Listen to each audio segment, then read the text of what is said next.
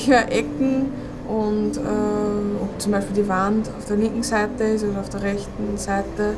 Also das Geräusch von einem Gebäude. Wie ich klein war, bin ich schon öfter gegen Tierstöcke gerannt.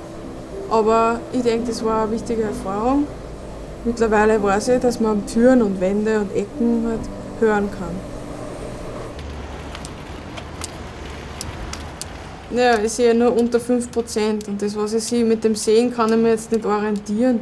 Es sind ja nicht einmal Umrisse, es ist einfach nur hell oder dunkel oder halt Farben. Wenn das Licht aufgedreht ist, ne, und ich schaue jetzt auf mein Leiberl, aha, pink.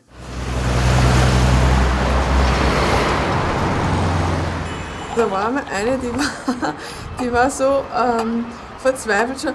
Sie sind allein unterwegs und so richtig, sowas darf es doch gar nicht geben, dass man Blinden da allein unterwegs sieht. Ich habe schon geglaubt, die fangen zu rennen an. Das war wirklich, ja.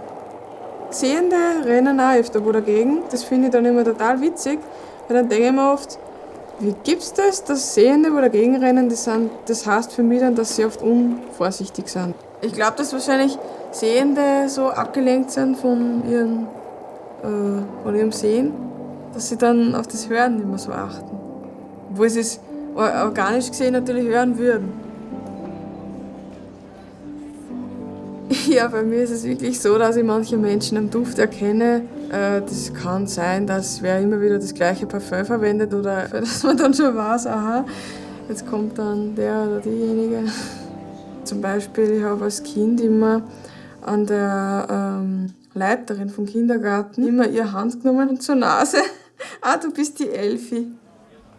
Naja, aber das sehen natürlich, denken sie, naja, ein Blinder sieht nichts. Und dass so viel verloren geht, wenn man das nicht sieht.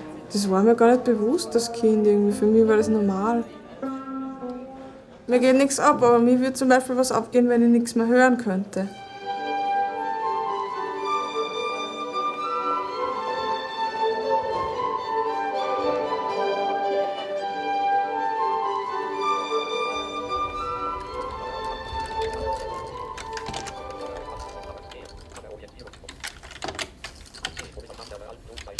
Es ist lustig, dass viele Leute glauben, dass ich sehe, weil ich eine Brille trage.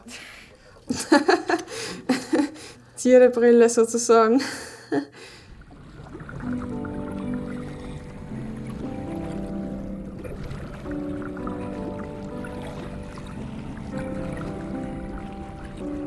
Meiner Meinung nach sollte ein Kind also das selber gewisse Dinge herausfinden. Ich meine, das ist normal, dass man mal gegen einen Tiefstock läuft.